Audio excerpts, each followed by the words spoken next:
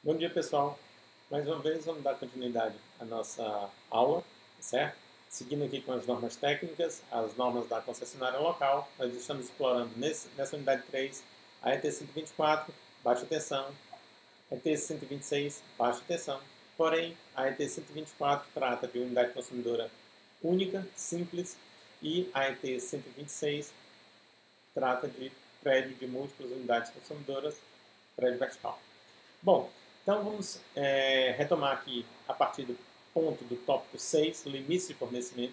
E é importante saber sobre os limites de fornecimento que quando nós fazemos o levantamento da carga, quando nós determinamos o valor em quilowatts de toda a carga de toda a carga instalada que a minha unidade consumidora deverá ter, essa informação ela vai servir para duas coisas.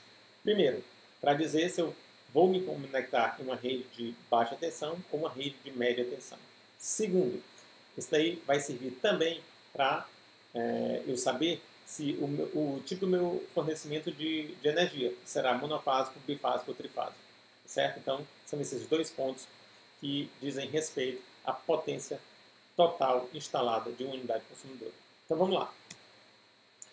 Se a minha potência instalada for até 75 kW e eu estiver me conectando em uma rede aérea, tá certo? Eu deverei receber alimentação em baixa tensão. Então, para alimentação em baixa tensão, eu preciso me conectar a uma rede de distribuição aérea e a minha potência instalada não pode ultrapassar 75 kW. Ponto 2. Se, por outro lado, eu precisar me conectar a uma rede de distribuição subterrânea, esse meu limite ele se eleva para 100 kW. Então, se eu vou me conectar a uma rede subterrânea, a minha potência instalada poderá ser até 100 kW para que, ainda assim, eu me conecte em baixa tensão. Então, para baixa tensão, eu tenho que olhar primeiro se eu vou me conectar a uma rede aérea ou uma rede subterrânea. Se eu for me conectar a uma rede aérea, o meu limite é 75 kW no máximo de potência instalada. Se for me conectar a uma rede subterrânea, no máximo o meu limite será 100 kW. Ok? Então, este é o primeiro ponto. Só para a gente lembrar aqui, pessoal, nós estamos mostrando duas figuras, no caso, né, retiradas da ET 124, lá dos anexos. Do lado esquerdo eu tenho um padrão para ligação em rede aérea. Por que eu estou dizendo um padrão? Porque aqui pode mudar um pouquinho. Com relação a quê, professor? Com relação à instalação do medidor, por exemplo. Aqui eu tenho um medidor conectado no poste, tá certo? No poste. Mas esse medidor ele poderia também estar conectado aqui, fixado no muro, pelo lado de fora, evidentemente, da própria estrutura da unidade consumidora. Nesse caso aqui, a opção é pelo poste. Todas as duas são tecnicamente viáveis e usuáveis. Tá certo? Então, eu estou chegando aqui em cima. Só mudar aqui a caneta. Estou chegando aqui em cima com o ramal de ligação.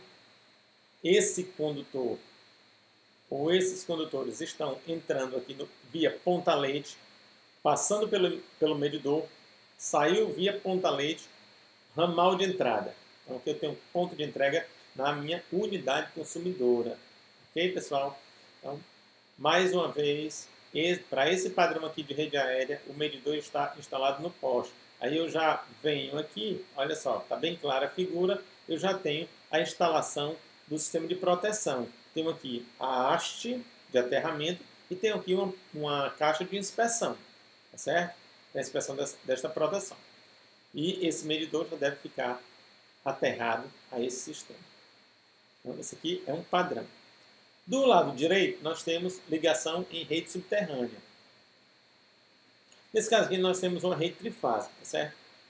Na parte de baixo, esses condutores pretos, eles são os quatro condutores que vêm da rede subterrânea da concessionária, né, no caso a Enel. Tem 3 condutores de fase, tem um condutor de neutro aqui.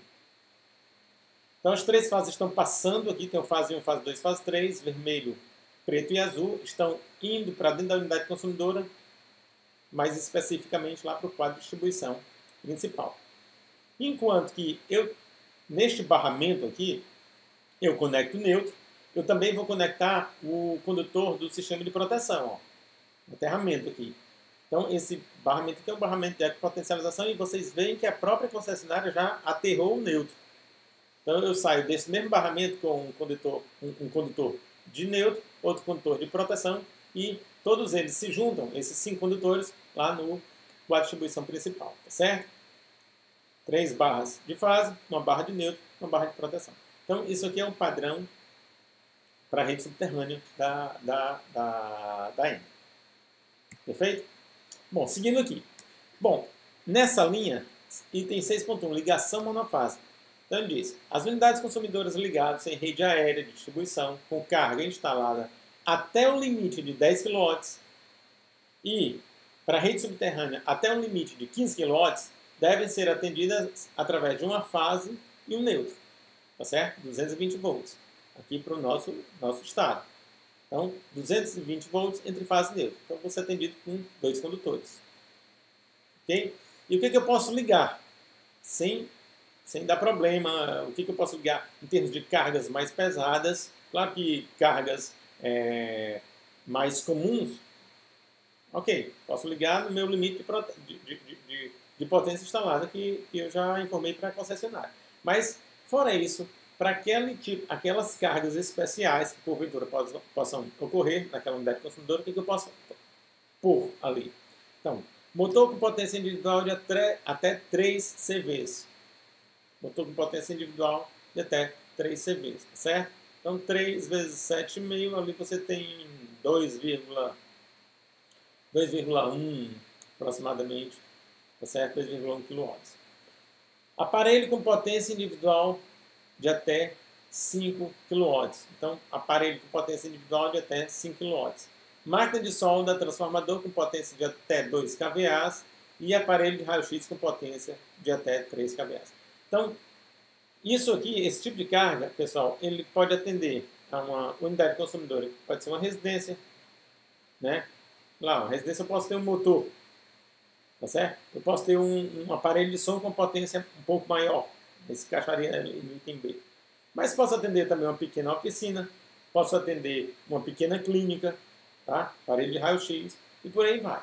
Todos eles vão estar contemplados por esta ligação monofásica. Para esses limites, até 10 kW rede aérea, até 15 kW rede subterrânea. Certo? Então vocês estão vendo que a potência instalada é muito importante. Ela vai servir para dois pontos fundamentais da minha conexão. Primeiro, se eu vou me conectar em baixa tensão ou em média tensão. Isso aí foi contemplado lá no item de cima, para a potência máxima instalada. Depois, se a minha ligação vai ser monofásica, bifásica ou trifásica. Tá certo? Então, tem todos esses pontos aí. Vamos lá.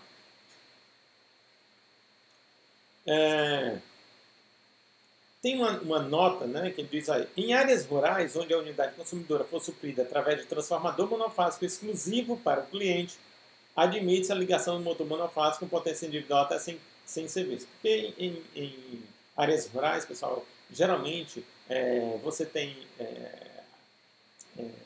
aplicações, tá certo?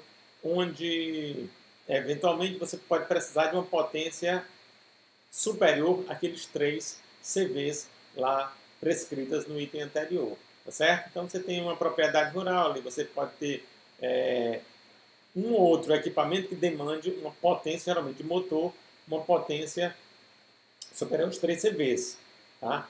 Aí como a gente está tratando de ligação monofásica, a ligação monofásica a gente bem sabe, eu não vou poder distribuir essa carga da forma mais uniforme possível entre as fases. Não, ela é uma ligação monofásica, ela vai pendurar só numa fase e aí ela pode comprometer o sistema, pode dar um desbalanço, pode conferir aquele transformador um desbalanço naquela fase onde ela está conectada. Então eu posso conectar uma carga muito forte, certo? Uma carga que demanda uma potência maior. Então, ela faz essa observação, tá? Eu posso ter uma potência maior monofásica para um motor, e aí esse limite pula de 3 CVs para 5 CVs, porém, esse consumidor ele tem que ser atendido por transformador próprio. Então, tudo bem, sem problema nenhum. Transformador próprio, transformadorzinho ali monofásico, tá? Destinado a atender exclusivamente aquela unidade consumidora rural. Muito bem. Ligação bifásica. Então, aqueles limites que antigamente eram entre 10, tá certo? E 15, eles duplicam. Então, eles vão pular para 20 para a rede aérea e 30 para a rede subterrânea. E ela vai ser atendida com duas fases e um neutro, tá certo? Tensão fase neutro 220 volts, tensão fase 380. Ok, pessoal? Depois a gente vai comentar um pouquinho também mais lá para frente, né? Agora não, mas quando a gente estiver lá na unidade 4 e estiver tratando dos dimensionamentos, né? E a gente vai ver com relação a cargas bifásicas como calcular primeiro dimensionamento, a potência, se eu tenho uma carga bifásica atendida por fase-fase, ou então uma alimentação bifásica, mas atendendo várias cargas monofásicas. Aí existe uma distinção, uma diferença de como você calcula esta potência. Mas isso daí é assunto para a próxima etapa, próxima unidade. Bom, e finalmente, aqui nós temos, como existia também lá na ligação monofásica, nós temos todas as cargas especiais que podemos conectar a esta ligação bifásica. Então, no caso, ali nós temos um motor de 3 CVs, o limite aqui pula para 5, né, em 380 volts, ou seja, já está ligando esse motor entre fases. Aparelho com potência individual, antigamente era 5 kW, agora pula para 8 kW, também tensão monofásica, digo melhor, 380 volts, né? Claro que eu vou ligar entre fases. Máquina de solda transformador com potência de até, antigamente era 2, agora pulou para 6 CVs, também 380. E o aparelho raio-x com potência individual de até 8 kVAs, também 380. Vocês estão vendo que é importante destacar esses detalhes? Vocês estão vendo que as cargas mudaram todas. Elas sofreram um up, tá certo? Mas o que aconteceu? Apesar de estar permitindo a conexão de cargas que demandam maior potência, eu estou ligando todas em 380, eu estou ligando todas entre fases. Então, eu estou conferindo ao sistema um equilíbrio, tá certo? Eu estou demandando das duas fases a mesma corrente. Tá? Estou ligando entre fases, a corrente que vem por uma fase volta pela outra. Então, perfeito. Assim, sem problema nenhum. Ok?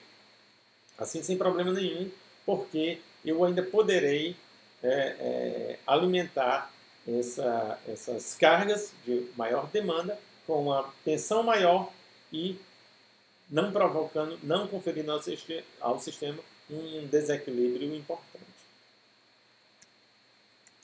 Bom, e por último a ligação trifásica, tá certo? E aí os limites, eles são aqueles limites que nós vimos no início, tá? Então, para a ligação trifásica, até 75 kW, se a rede for aérea.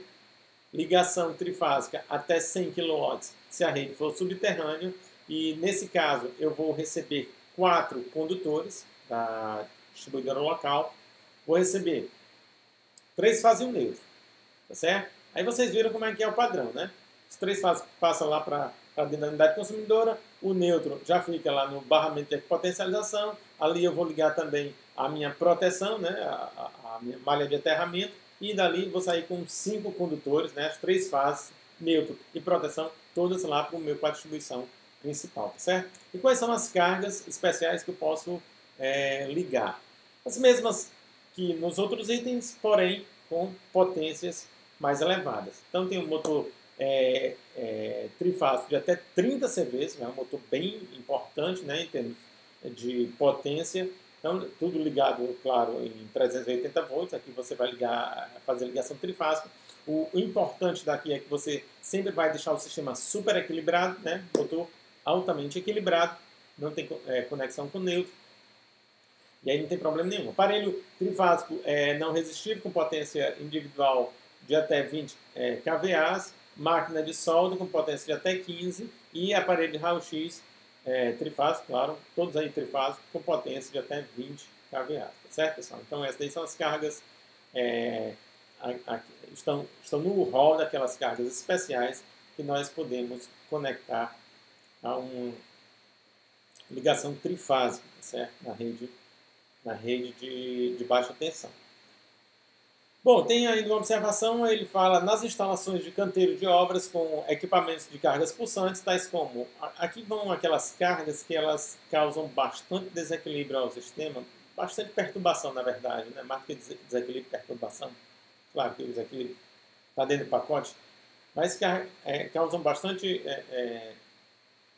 perturbação, porque você tem ali cargas intermitentes. Então você tem um bate-estaca, tá certo? Que é uma drenagem de corrente altíssima para, drenagem de corrente altíssima para. Então você tem vários picos de corrente comparadas. Então uma carga super intermitente, uma carga que causa um distúrbio importante na rede elétrica, e quanto maior essa potência, maior esse distúrbio. Okay? Elevador de carga, aqui a gente está vendo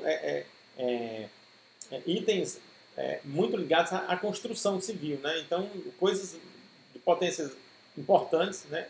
Bem pesadas, elevador de carga, betoneira, grua, tá certo? Então, com potência individual, cuja potência individual ultrapasse a 10 CVs, deve ser alimentada através de transformador particular e através da rede de média tensão. Então, ultrapassou 10 CVs e elas têm essa característica, tá certo, pessoal?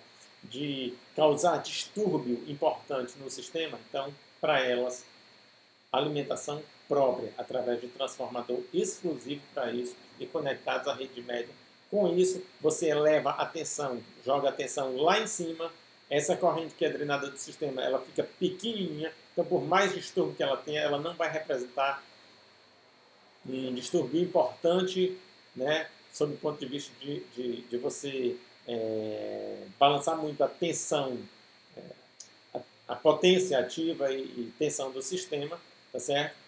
E aí evitar problemas de variação de frequência, potência ativa. Se balança muito a potência reativa, pode dar problema de regulação de tensão no transformador. Então, quando você toma essa atitude de alimentá-los com transformador próprio e esse alimentado em rede primária, né, 13.8 kV no nosso caso aqui, a corrente fica pequenininha e esse distúrbio ele é minimizado, tá certo, pessoal? Então isso aí foi um cuidado, né? É um cuidado que a nossa legislação local ela tem, certo? Para resguardar o seu sistema. Bom, aqui nós temos algumas figurinhas só para contextualizar o que nós conversamos ainda há pouco, tá certo? Então nós temos a alimentação monofásica do lado esquerdo, tá? Então tem fase neutro, bifásica no ponto central aqui, duas fases e um neutro, e trifásica com 4 condutores, né? 3 fases e um neutro aqui do lado direito, tá certo, pessoal? E só para lembrar, aqui no Brasil nós temos alguns padrões de tensão, né? Às vezes a gente é levado a pensar que só existe 220, 380, tá certo? E 115, 220. Na verdade, existem vários outros, né? 115, 220, 220, 120, 208, 127, 220. No sul e sudeste é muito comum 127, 220, né? Aqui 220, 380 no nordeste, tá certo? E existem alguns padrões especiais, né? 254, 440. Então, geralmente quando você tem alimentação, tá certo? De algumas cargas especiais, por exemplo, você pode ter motor a 440, tá? Então, existem alguns fornecimentos que também são especiais, sobretudo esses aí que estão com asterisco, né? Usados em redes elétricas secundárias de distribuição, certo? Então, a unidade consumidora ela pode proporcionar isso aí também. Isso aqui vale para o Brasil todo, não é aqui. Não estou dizendo que esses padrões todos são utilizados aqui no Ceará, tampouco no Nordeste. Alguns deles sim, mas isso aqui vale para o Brasil inteiro. Okay? Bom, outro ponto importante aqui no 6.4, pedido de liberação de carga, tá certo? Existem alguns, sob determinadas condições, é necessário que você faça essa solicitação, né? Solicitação de liberação de carga. Você simplesmente não pode criar uma unidade consumidora nova e se conectar no sistema sob determinadas condições, sem fazer esse pedido de liberação. Isso também vale para as ampliações, ok, pessoal? E isso aí está no anexo B lá da ET 124. Vou já mostrar como é que é esse formulário, tá? Para o pedido de liberação de carga. Então, ele está mostrado aqui. Então, você tem do lado esquerdo algumas informações importantes sobre o interessado, sobre o proprietário da unidade consumidora ou o responsável pela unidade consumidora. Tá? Então, ele vai preencher alguns requisitos, aí vai preencher algumas informações, né? Tipo de ligação, se é monofásica, bifásica, trifásica, potência instalada, demanda. Então, tudo isso você já deve ter feito toda essa calculeira aí, ter todas essas informações lá no seu memorial descritivo, tá certo? No seu relatório técnico. Se for uma ampliação, aí ele vai perguntar qual é a potência que foi acrescida, vai perguntar também endereço, aplicação, né? Qual é o ramo de atividades dessa unidade consumidora e por aí vai. Do lado direito, a gente vai ter dados sobre o transformador. Então, muitas vezes é necessário você instalar um transformador novo. Então, ele vai perguntar qual é o transformador que está mais próximo, o código desse transformador, vai perguntar também latitude e longitude da própria unidade consumidora e informações desse tipo. Né? Depois você vai assinar, vai protocolar isso aí junto a uma loja da concessionária, da Enel no caso, e aguardar um tempo para o qual você vai ter a resposta desse estudo, tá certo? Então ele vem dizendo assim, a solicitação de fornecimento de energia ou aumento de carga instalada ingressadas nas lojas de atendimento que atendam aos critérios das alíneas abaixo devem ser encaminhadas à área técnica para estudo do pedido de liberação de carga, tá certo? Conforme aquele formulário lá do anexo B que eu mostrei para vocês, no intuito de avaliar a necessidade de execução da obra. Porque muitas vezes você quer instalar algo, uma unidade consumidora, cuja potência ela já excede a potência que pode ser demandada lá pelo transformador que te atende. Então, vai necessitar de obra. E aí é preciso fazer esse estudo, tá certo? Então, quando se emprega isso aí? Quando é que eu vou precisar fazer esse pedido de liberação de carga? Então, para unidades consumidoras novas, tá certo? Nova carga instalada ou aumento de carga instalada igual ou superior a 15 kW. Se você tiver em qualquer região, não precisa ser rural, qualquer região que não seja Fortaleza. Se você tiver em Fortaleza, então isso aí vai ser necessário sempre que essa nova unidade consumidora ou esse aumento de carga ele for igual ou superior aos 20 kW, porque o 20 kW já pode impactar lá no transformador, tá certo? E se a nova carga instalada ou o aumento ele for igual ou superior a 50% da potência nominal lá do transformador que atende que naquele momento atende a unidade consumidora ou a região onde a unidade consumidora estará. Se for essa informação ele vai saber porque você vai informar latitude e longitude. Mesmo que a unidade consumidora for uma unidade nova, mesmo que ela ainda não esteja construída, ele vai saber através dessa informação. E se for uma expansão, ele vai saber porque a unidade já existe, tá certo? A área técnica deve comunicar o resultado da avaliação para a área comercial no prazo máximo de 2 dias. Né? Então, a área técnica isso aí vai ser passado para a área técnica e ela deve entrar em contato com a área comercial para dar o retorno, né, desse protocolo com o máximo de 2 dias. Esses prazos, apesar de estarem regulamentados, às vezes, devido à demanda de trabalho, eles não são exatamente cumpridos, tá certo? Então, em média, eu diria assim, você teria até 30 dias para receber o resultado desse estudo, se for necessário, a partir do momento que você protocolou, tá certo? Bom, condições gerais de fornecimento, a gente vai tocar em alguns itens aqui, eu botei fragmentos, né, alguns itens relevantes, porque não vamos abordar toda a norma, certo? Vamos tocar em alguns pontos que a gente considera mais relevantes. Então, as instalações consumidoras supridas por 2 ou 3 fases devem ter sua carga distribuída o mais uniformemente possível entre as mesmas. A gente já discutiu bastante sobre isso, né, pessoal? Mas é importante lembrar que a própria norma, ela já fixa esse ponto, tá certo? Ela deixa bem claro, para não restar dúvida, se você tiver uma alimentação bifásica ou trifásica, você precisa dividir com a maior uniformidade possível as cargas entre essas fases, tá certo? Então, significa dizer que eu não posso simplesmente distribuir a esmo essas cargas, porque dois pontos fundamentais aqui. Primeiro, se você divide esse transformador, tá certo? Com outras unidades consumidoras, tá? Se você não toma esse cuidado, o que você pode causar é desbalanço de carga, e esse desbalanço de carga, dependendo do ponto da rede onde você esteja, ele pode causar desbalanço de tensão. Segundo, se esse transformador é um transformador privado, ele está ali, ele é exclusivo da sua unidade consumidora, significa dizer que você tem uma carga mais importante. Então, um item a mais, tá certo?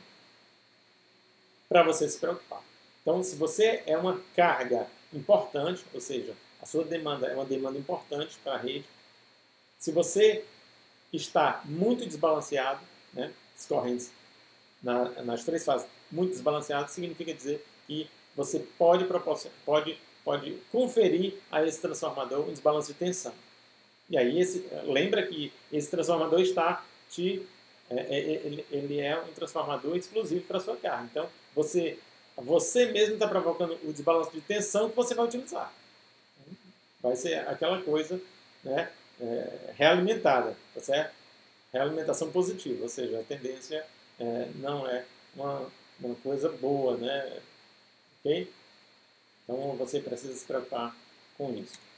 Bom, fator de potência médio mensal, isso aí é um ponto bem importante que às vezes causa muita dúvida. A gente vai tocar nele agora, tá? O fator de potência médio mensal deve ser superior ou igual a 0,92%, 92%, tá? Conforme a resolução número 414, resolução normativa, número 414, 2010, da Enel. Essa resolução ela foi atualizada em 2017. Tá? Até disponibilizei para vocês essa última atualização. Caso o fator de potência seja inferior a 0,92, o consumidor deverá providenciar sua correção sob pena de pagar multas previstas na legislação em vigor. Aí eu vou tocar num ponto aqui. Eu pesquei ipsis literis, o artigo 76 da mesma resolução, ele diz: o fator de potência da unidade consumidora, para fins de cobrança, deve ser verificado pela distribuidora por meio de medição permanente, de forma obrigatória, para o grupo A. Okay? Parágrafo único. As unidades consumidoras do grupo B, nós aqui, o que diz respeito à ET 124, nós que dizemos respeito à ET 124, tá? Porque nós somos consumidores do grupo B. Repito, as unidades consumidoras do grupo B não podem ser cobradas pelo excedente reativo devido ao baixo fator de potência.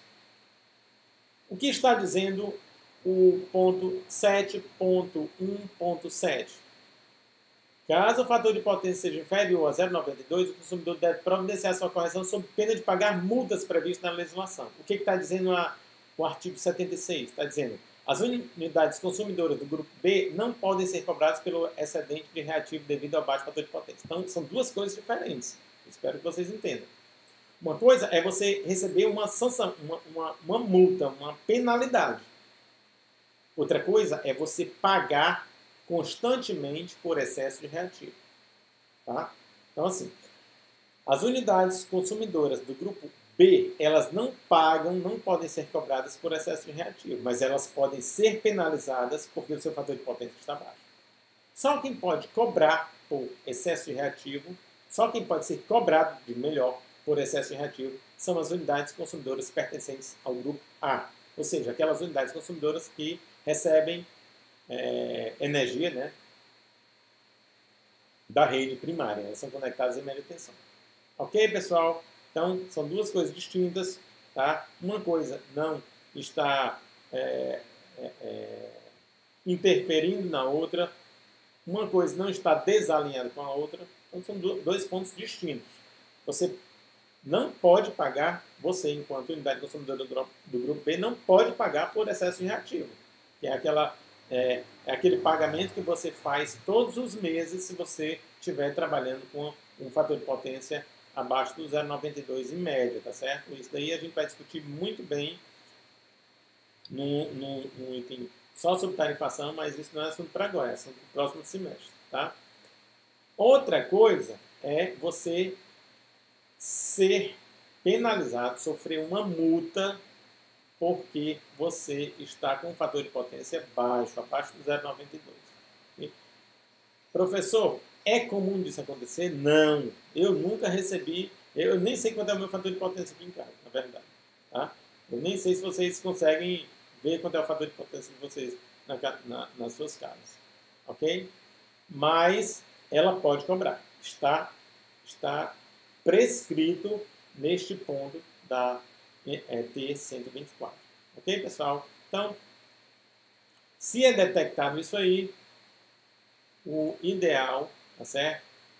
Para que você não fique desalinhado com a norma local, norma vigente, é a correção deste problema. Tá? Bom, eu abri aqui um parênteses, pessoal, para tratar um pouquinho do medidor de energia eletromecânica por indução. Aquele medidor que muitos de nós, não vou dizer a maioria, mas muitos de nós ainda tem nas suas casas. Aqui em casa é igual. Tá? O meu medidor ainda é por indução, é convencional antigão. Medidor a disco, né? Então, alguns alunos eles já vieram me perguntar: professor, esse medidor ele só mede ativo? Eu não entendo. Conversou com um técnico ou outro, e aí alguém falou isso para ele, ou até mesmo outro professor, e o camarada ficou com essa dúvida, e já vieram alguns alunos lá na sala me perguntar sobre isso. E eu andei explicando para um ou para outro. Eu vou fazer a explicação geral e mostrar por que ele só mede a potência ativa, tá certo? Então, vou avançar aqui, vai ficar registrado, então vocês podem ver várias vezes esse slide para tirar a dúvida. Se a dúvida persistir, vocês me procuram depois.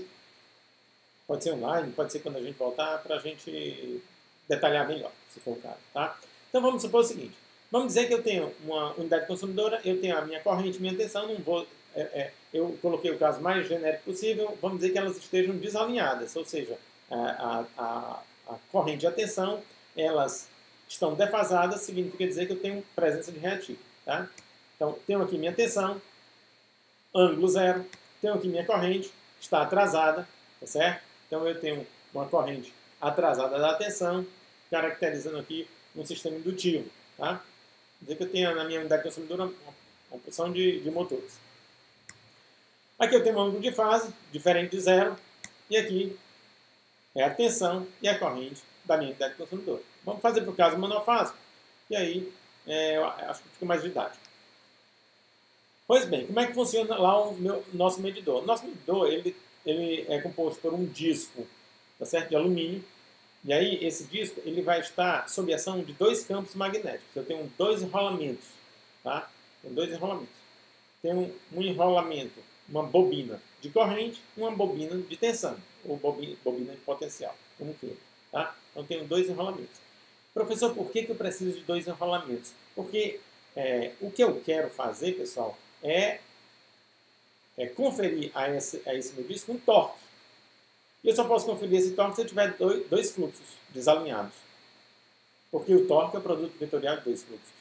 Certo? Se eu não tiver dois fluxos, já era. Então não vai dar para fazer isso. Tenho que ter necessariamente dois enrolamentos. Tá? Então, vou dizer que eu tenho um enrolamento lá na minha bobina de corrente. A minha bobina de corrente ela vai passar a corrente da rede elétrica.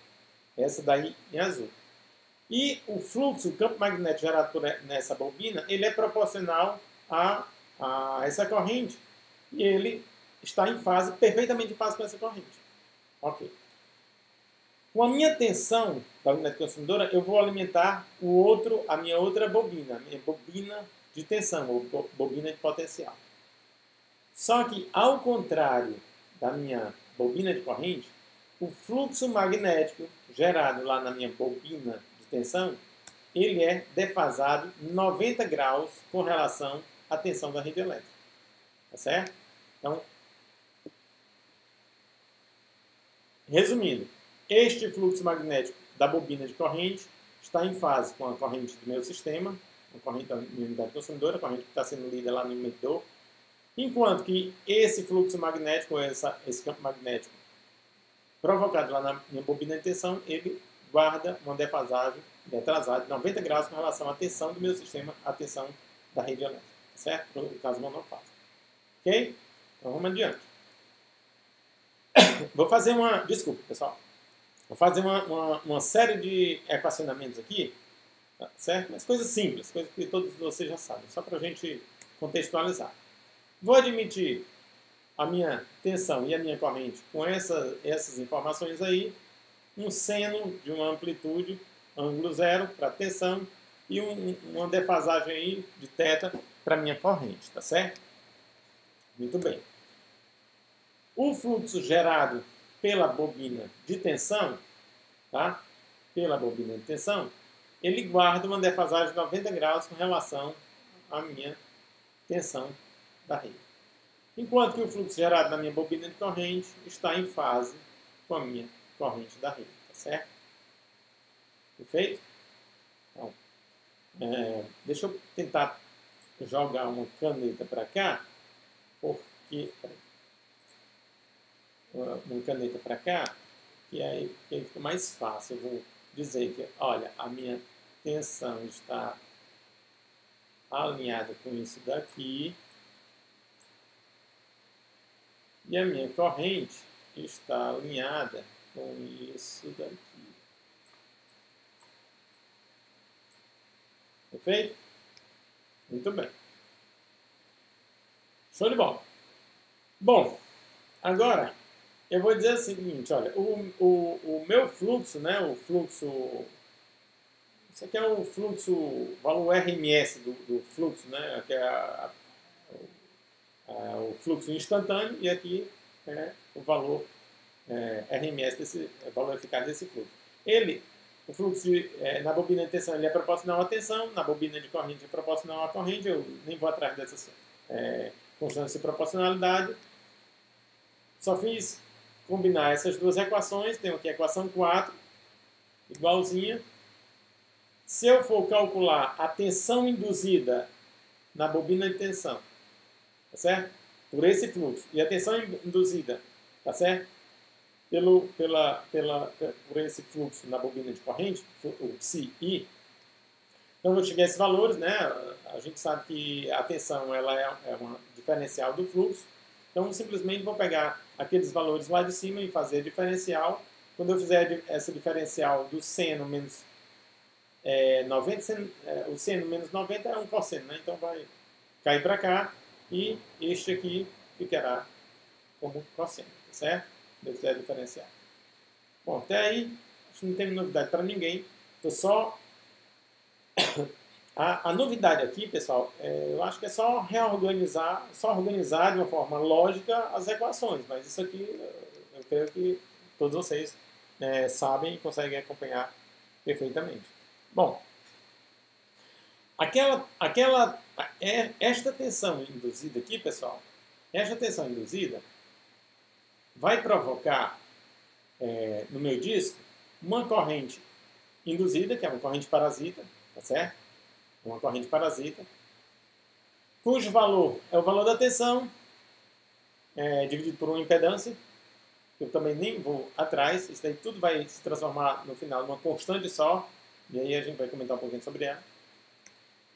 Enquanto que lá na minha, a minha tensão induzida na bobina de corrente vai induzir uma corrente parasita, devido a esta tensão, também no disco. Certo? Também no disco. Ok? Então, fiz aqui um arranjo, tá?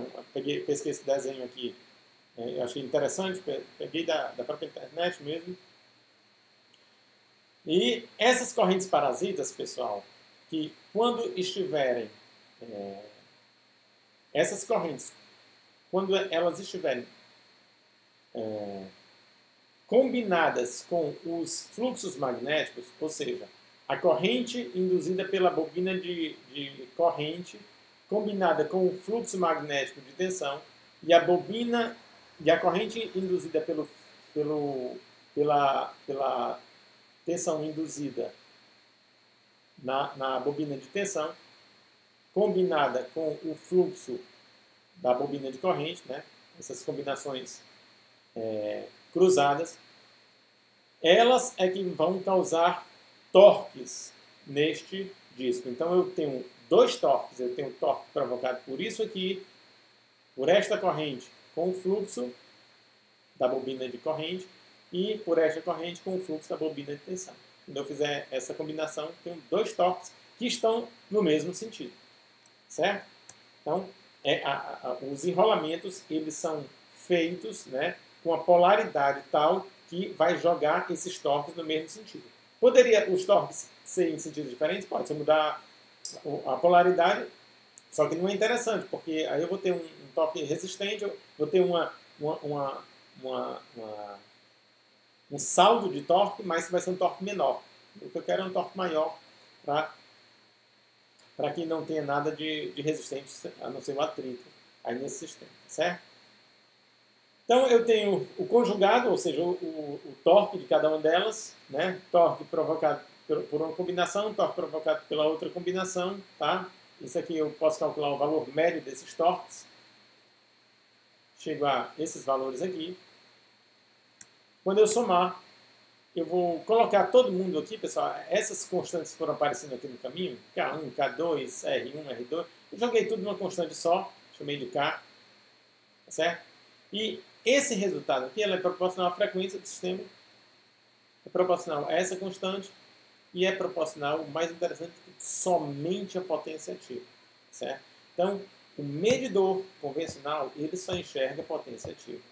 E o interessante, pessoal, é que toda essa constante aqui ela vai para uma informação chamada constante do medidor. Essa informação ela está lá no medidor. Então, você pega essa constante do medidor, multiplica.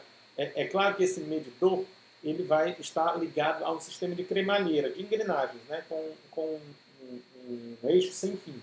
Então, à medida que ele vai girando, ele vai movendo essas engrenagens, certo? Através desse eixo sem fim, e vai fazendo com que passe o relógio, aquele relógio mecânico. Né? Então, quando você multiplicar essa constante, que é uma informação que vai lá no medidor, pelo número de voltas, você vai computando a medição da energia ativa do sistema. Certo, pessoal? Então, isso aqui foi só um parêntese para vocês entenderem. Quem ainda não está lembrado, quem porventura não estivesse lembrado disso aí, tá? Para vocês lembrarem e entenderem, terem a certeza de que o medidor convencional ele enxerga o ativo. Tá? Então, vamos lá voltar para as nossas informações relativo a ET 124. Bom, É de responsabilidade do consumidor, após o ponto de entrega, manter a adequação técnica e a segurança das instalações internas das unidades consumidoras, tá certo? As instalações internas que vierem a ficar em desacordo com as normas e ou padrões da Enel e que ofereçam risco às pessoas de bens, deverão ser reformadas ou substituídas pelo consumidor. Ok? Então, isso aqui é muito importante, pessoal, porque eu já falei para vocês que as instalações internas, elas não têm qualquer tipo de fiscalização, não existe isso, né? Mas se porventura houver algum acidente, tá certo? E quanto maior a proporção desse acidente, mais complexo é, porque pode haver instauração de processo, tá certo? E a Guarda Civil ela vai fazer todo esse levantamento, vai requisitar laudos de institutos técnicos, né?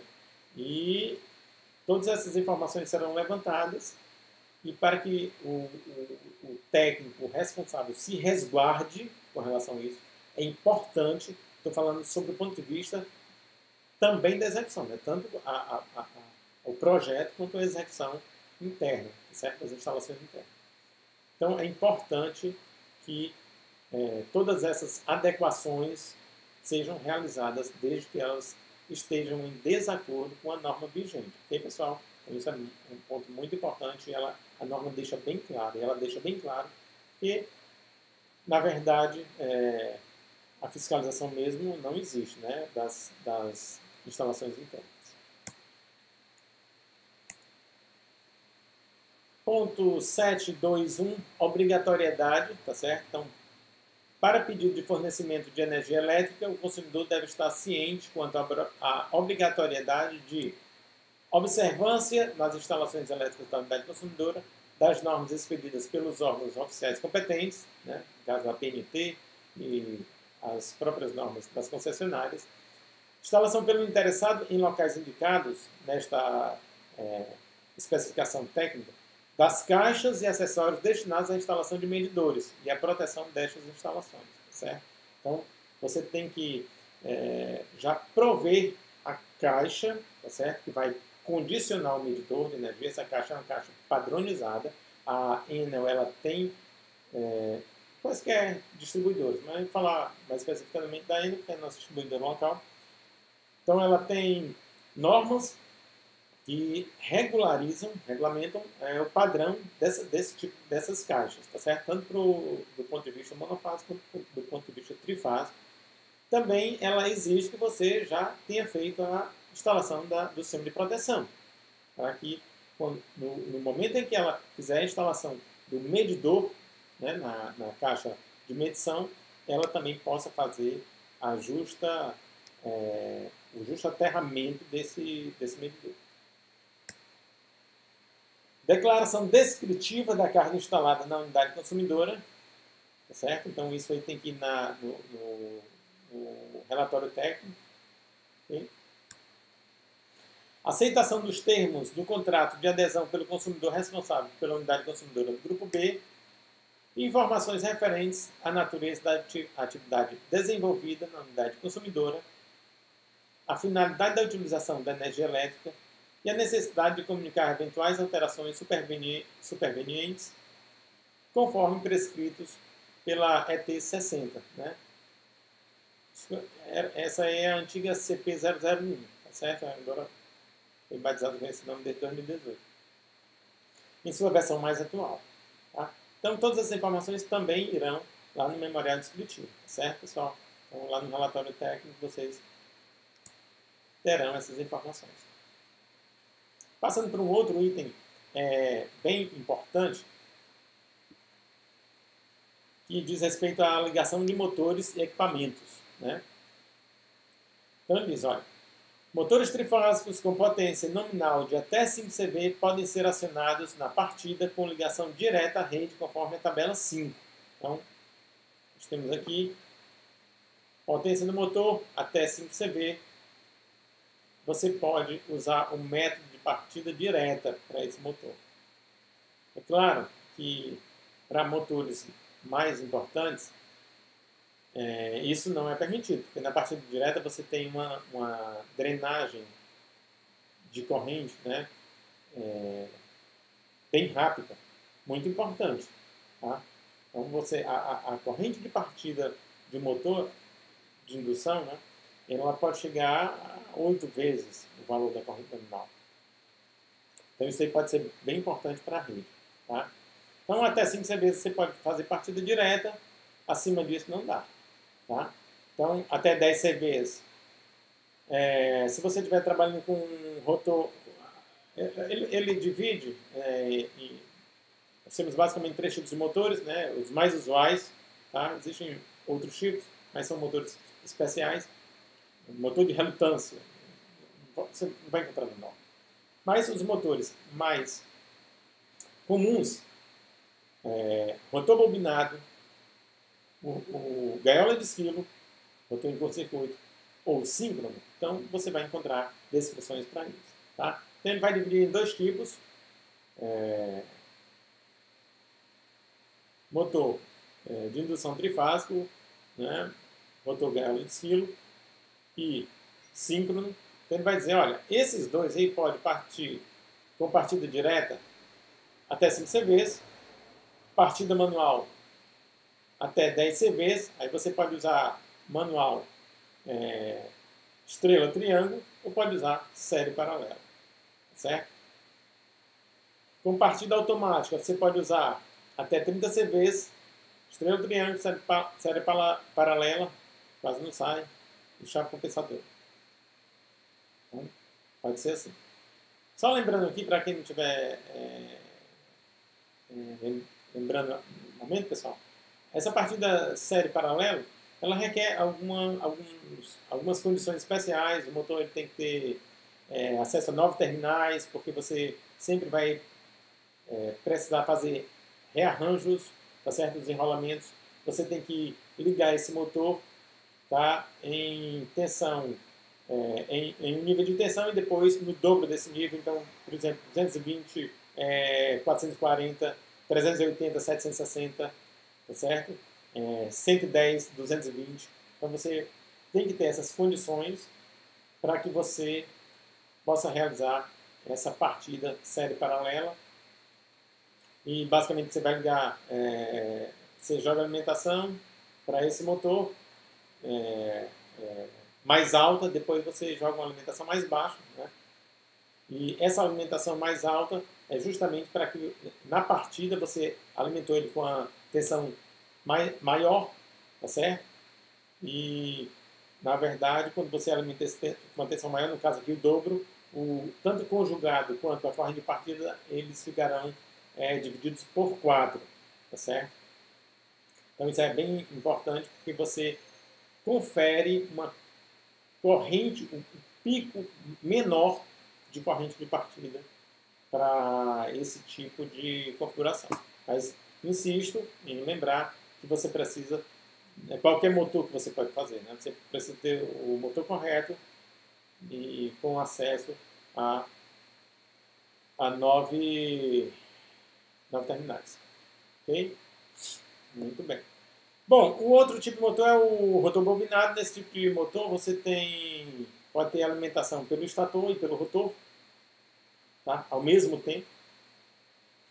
Mas uma aplicação bem comum é quando você, no rotor, você tem um reostato, você tem uma resistência para que você possa controlar essa corrente, tá certo? Através de reostato, a corrente do rotor. Então, controlando a corrente do rotor, você também controla as correntes lá do estator. Então, você pode utilizar uma partida direta, também com a potência de até 5 CVs, ou você pode usar um reostato, e aí, para um motor de maior potência, e fazer essa partida através de reostato, e a potência ficaria até 30 CVs. Mais uma observação aqui da tabela 5, né? A tabela 5 é a tabela da ET 124, que diz respeito à ligação de motores, de equipamentos, tá? Então, partida com chave estrela ou triângulo, né? Tensão do motor, você tem que sempre estar atento para as tensões do motor, né? Você tem que trabalhar com tensões do motor que permitam a ligação com a chave estrela ou triângulo, né? Por exemplo, tenho aqui um exemplo, 660, 380. Então você tem que ter bastante cuidado com isso, porque se você não prestar muita atenção na tensão máxima que o enrolamento suporta, tá? Você pode queimar esse enrolamento, então tem que tomar bastante cuidado. A chave estrela ou triângulo só poderá ser utilizada quando a tensão da rede coincidir com a tensão de placa para alimentação em triângulo. Okay? Lembrando a vocês, pessoal, que aqui a gente vai ter uma alimentação onde eu tenho 380, tá certo? No triângulo, que vai ficar justamente em cima da bobina. Você pode ter a estrela com 380 raiz de 3, tá certo? Que daria o 660. E aí você liga ele com a mesma história lá que eu expliquei antigamente. Liga com tensão maior, tá? Liga com tensão maior e essa tensão maior ela é raiz de 3 vezes a tensão nominal do enrolamento. Se ela é raiz de 3 vezes maior, significa dizer que tanto o conjugado quanto a corrente elas terão um decréscimo, tá certo? Elas valerão somente um terço do que valeriam. Isso aí é uma coisa bem interessante, porque o pico da corrente de partida fica rebaixado, tá? Pode ser utilizado também como um método de partida de motores e equipamentos eletrônicos, sendo os mais indicados inversores de frequência e as chaves soft starter, né, desde que dimensionados adequadamente. Quando a partida dos motores for sob tensão reduzida, os demarradores devem ser dotados, no mínimo, dos seguintes recursos. A norma, ela só uma observação aqui, eu vou até frisar aqui com um marca-texto. Ela usa essa nomenclatura muito antiga, tá certo? Demarradores, tá? Vou até botar uma caneta aqui também, grifar demarradores. Na verdade, esses demarradores, pessoal, que a norma trata, são as chaves de partida, né? E hoje em dia, você tem, vamos lá, não vou dizer que a maioria nem minoria, mas você já está muito disseminado no mercado o soft starter, os inversores, tá? Então seriam esses elementos que a norma está tratando, tá certo? A chave de partida, simplesmente.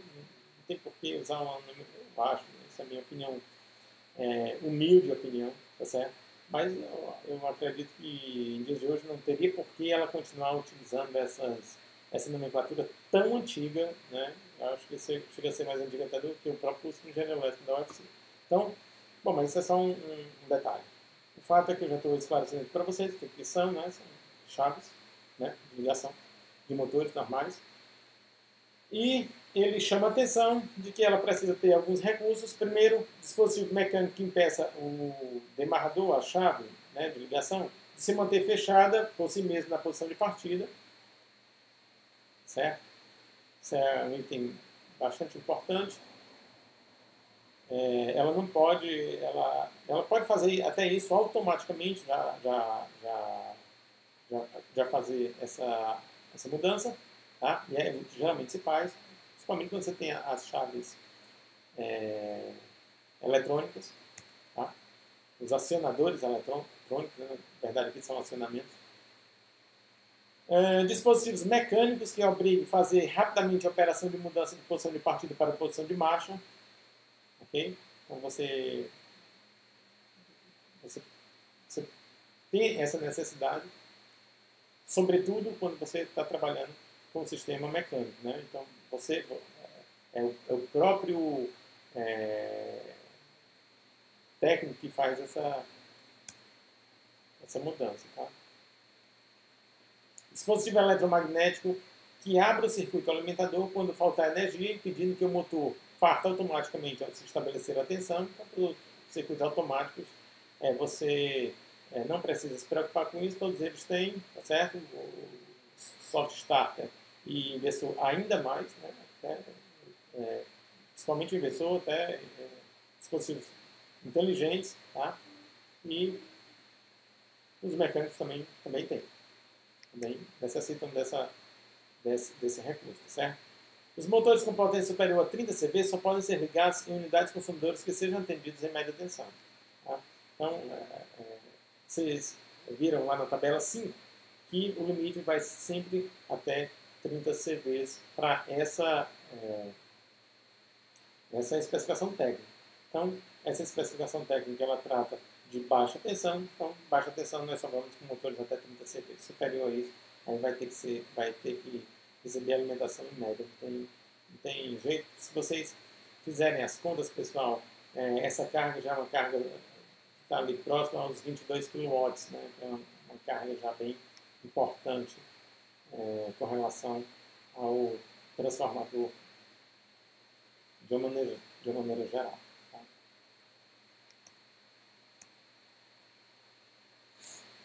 Motores trifásicos com potência nominal superior a 5 CV devem ser equipados com dispositivos para a redução da corrente de partida, sendo os mais indicados inversor de frequência e soft starter, certo? As chaves compensadoras e os reostatos de partida devem reduzir a tensão no mínimo a 65% na partida. Na instalação de motores com rotor bobinado, deve ser previsto dispositivo de bloqueio que impeça em qualquer condição a partida do motor com o rotor em curto-circuito. E no caso de instalação consumidora suprida por 3 fases para a alimentação de motor trifásico, deve possuir antes e próximo ao motor, além da proteção de sobrecorrente, a proteção de falta de fase ou queda de tensão, conforme previsto na NBS 5410. Tá? Então, se você tem um motor trifásico e falta uma fase, esse motor ele vai trabalhar somente com 2 fases. É uma descompensação muito grande, muito importante, sobretudo no motor de indução. E ali você vai ter um distúrbio, né, muito importante no torque, porque você somente com 2 fases, ou mesmo que se você perder a fase total, ou mesmo se acontecer uma subtensão em uma das fases, você tem a presença de componente de sequência negativa, e a componente de sequência negativa ela vai conferir a esse motor um torque no sentido contrário, ou seja, um torque resistente. Então você vai ter o torque motor com um torque resistente, e significa dizer que esse motor vai ficar muito desbalanceado e pode causar um estresse mecânico muito importante para o seu eixo, tá certo? Eixo, mancais, você pode ter um compromisso. Quanto maior esse motor, maior esse problema. Tá? Então você pode ter um compromisso de toda essa parafernália aí que permeia o motor. Okay? Tem um detalhe que eu lembrei agora, acabei esquecendo de comentar em tempo, né? Mas, só lembrando que quando você parte o motor, tá certo? Com uma corrente inferior, tá? Às vezes você parte o motor com uma corrente muito baixa. Então, significa dizer o seguinte: quando você parte o motor com uma corrente muito baixa, ele não tem possibilidade de aumento de torque. Então, o ideal é você partir esse motor sem carga. Porque se você tentar partir um motor com carga, tá certo? Por um método de partida cuja corrente de partida seja uma corrente baixa, tá? Por exemplo, aquela série paralela, a corrente fica 1/4 da corrente que deveria chegar, né? Então o pico vai resultar em 1/4 do valor que poderia ser. Então pode ser que ele não tenha torque suficiente para partir aquela carga. Tá? Então é preciso ficar atento para esses detalhes. Acabei esquecendo, mas lembrei agora. Acho que ainda está em tempo que a gente está dentro do mesmo assunto. Os motores elétricos, as máquinas de solda elétrica, aparelhos de raio-x com potências superiores às estabelecidas nas subseções 6.1, 2 e 3, motores de elevadores com potência superior a 5 CVs, os quaisquer outros aparelhos elétricos que possam causar perturbação ao suprimento normal dos demais consumidores terão ligação sujeita a estudo prévio. Então, se a potência for muito alta, pessoal, para todos esses elementos aí, provavelmente será necessário e eles têm um transformador pronto, tá certo? E para o prédio de múltiplas unidades consumidoras, a gente nem precisa ter essa preocupação. Isso aí traz, esse item existe, porque aqui a gente está se preocupando com unidade consumidora simples, né? Tá certo? Então, aqui a unidade consumidora é única, é uma só. Mas para um prédio de múltiplas unidades consumidoras, geralmente, todas essas cargas aí descritas, elas ficam no condomínio, são cargas do condomínio. Então, para ele, já invariavelmente, você vai ter a necessidade de um transformador, tá? Dedicado. Então, já contemplaria todas essas cargas. Então, vamos lá. Seguindo. Os aparelhos de solda elétrica tipo motor gerador, os aparelhos de raio-x com retificação em ponte devem obedecer às prescrições relativas a motores em geral. Então, mesma norma para motores serve para esses últimos, certo? E no caso da instalação de mais de um aparelho de raio-x, solda, a mesma unidade, o limite deve ser equivalente à potência demandada pelos mesmos. E a potência, ele diz até como é que calcula, tá certo? Ele vai te dizer como é que você calcula a potência demandada ou a demanda desses aparelhos. Então, no caso de aparelhos de raio-x, aí você vai pegar, como é que vai ser a demanda total? Vamos dizer que você tenha 3 aparelhos de raio-x. Então, com uma potência de, vou chutar, certo? 4 e 2 com potência de 2. Então eu tenho ali 4 kW, 4 kVA, 2 kVA, 2 kVA, 3 aparelhos. Então eu vou pegar 100% do maior aparelho, então já pego 4, vou pegar 70% da soma de todos os outros, tá certo? Que trabalharem ao mesmo tempo, tá? Então, como eles podem trabalhar ao mesmo tempo, então eu pego simplesmente todos os outros.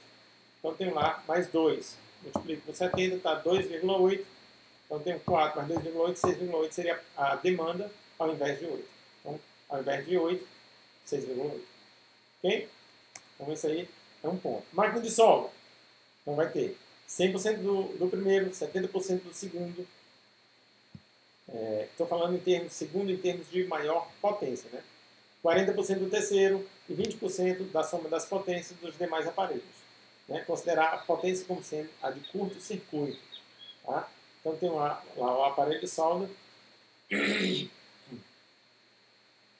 Pego lá a minha potência, que já vem descrita lá no manual, folha de dados, o que quer que seja, e vou utilizando aí esses percentuais. 100%, vamos dizer que eu tenha 6 aparelhos de solda, tenho uma oficina um pouquinho maior, então vou pegar o aparelho de maior potência, 100%, 70% do segundo aparelho. Professor, se eu tiver 2 aparelhos que são de maiores potências, tenho lá, chutar aqui, 2 de 4 e 3 de 2. Então tenho 5 aparelhos, 2 deles são de 4 kVA e 3 de 2 kVA. O que eu vou fazer? Então vou botar 100, um de 4, 70% no outro de 4, certo? Já tenho 2,8, 4 mais 2,8, 6,8, 40% no terceiro, eu vou pegar 40% no de 2 e 20% na soma dos outros dois.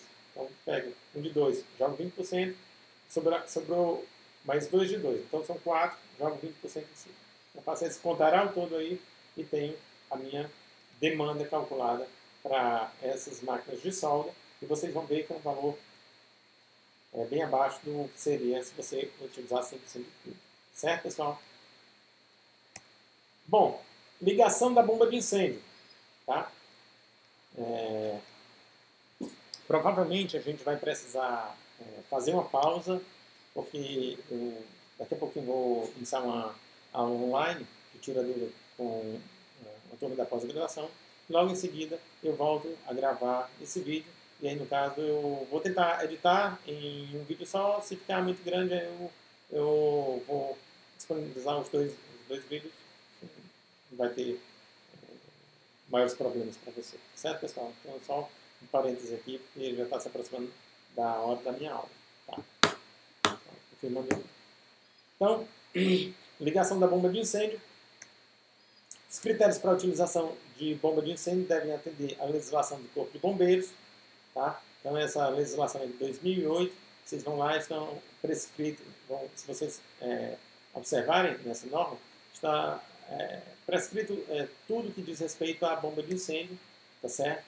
E aí ele diz o seguinte: quando na unidade consumidora houver bomba de incêndio, o conjunto motor-bomba deve ser ligado necessariamente, derivando da entrada da unidade consumidora, esse é um item bem importante, antes da chave geral e após a medição. Então eu tenho a medição, eu entrei lá pelo padrão de entrada, passei pela medição, tenho a ligação para a minha bomba de incêndio, depois tenho uma derivação lá para a chave geral, ou tenho a ligação para a chave geral, mas antes da chave geral eu tenho a minha derivação lá para a minha bomba de incêndio. Ou seja, a derivação ela fica entre a medição e a chave geral do sistema. Okay? Por quê? Porque se acontecer um problema de incêndio, a chave geral vai desconectar, mas eu não posso ter a minha bomba desconectada. Então eu vou ter ali um disjuntor, né, para ligar essa derivação até o quadro de distribuição da bomba e a partir dali o acionamento desta bomba. Certo? Mas o acionamento dela está sendo medido lá pelo medidor. Okay? Então, enquanto apaga lá o incêndio, está sendo computado lá pelo sistema de medição.